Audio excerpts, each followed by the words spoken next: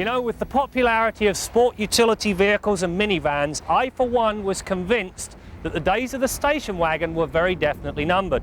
Well, not according to Suzuki, because they have spun a wagon off their popular Esteem sedan. Now, to accommodate the versatility you expect in a sedan, they had to tack an extra 6 inches onto the back end, and they did so without destroying the proportions. For 98, Suzuki have played with their 1.6-litre 16-valve engine in an effort to put the power in the more usable area of the band. Consequently, the horsepower drops from 98 to 95. However, the more important figure, torque, rises to 99 pounds-feet at just 3,000 RPM, which is 200 lower than it was before. While it is true that these numbers are less than inspiring, the Esteem wagon still manages to move along well enough. To race from rest to 100 kilometers an hour will take you about 10 seconds, while 80 to 120 takes just over 7 seconds. Around town, the throttle response is acceptable, and you'll never feel as though you're about to rear-end the rear bumper. Merging with freeway traffic, however, takes a little more patience, and as you run through the upper portions of the rev range, the engine certainly lets you know it's working. That said, once cruising speed is attained, the Esteem is quiet enough. Now, a little bird told me that Suzuki have a V6 coming soon. I sincerely hope it finds its way under this hood as well as the one you'll find on the brand new Sidekick. The Esteem wagon is very nicely attired. Now, while some may consider this fabric a little loud, I think it brightens what could have been a very boring interior. Great set of analog gauges, primary controls fall readily to hand, as do the power mirrors and the locks and windows. Great set of push-button climate controls, but the biggest single improvement is the radio. You now no longer have to be Sherlock Holmes to find the buttons.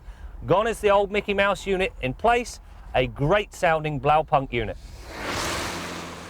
The suspension features McPherson struts at all 4 corners with L-shaped lower control arms and a sway bar up front and twin lateral links in back. Understeer is controlled, and when it does show up, it arrives because the tyres give up the ghost. As you approach the Extreme, the Esteem also picks up the inside rear tyre because of the relatively high roll centre. All of that explained, the general road manners are well above average for this type of car.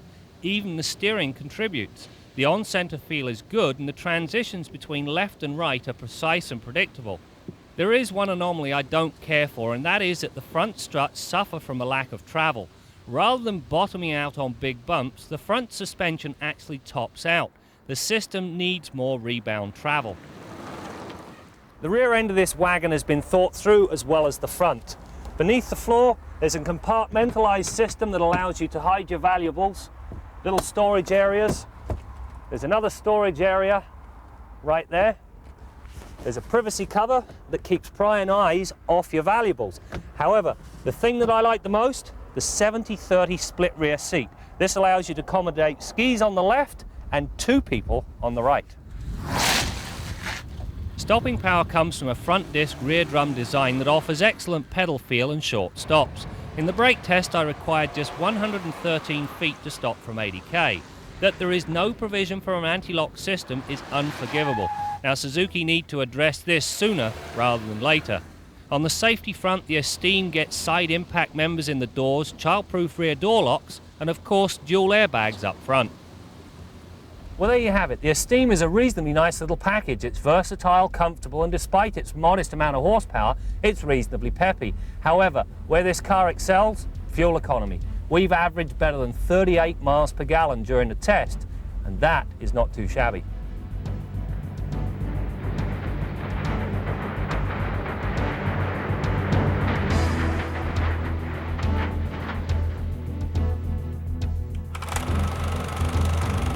If you consider Motoring TV's been on the air for 30+ years, there's no doubt you've missed a few episodes. Well, there's a couple of ways you can catch up and make sure you don't miss anything. First, you can go to YouTube and look up just segments or complete shows. Also, if you want to know what we're doing, like today on a daily basis, just go to our Facebook page, and also you can go to motoringtvshop.com, get some cool swag. Oh, there's also that Instagram thing.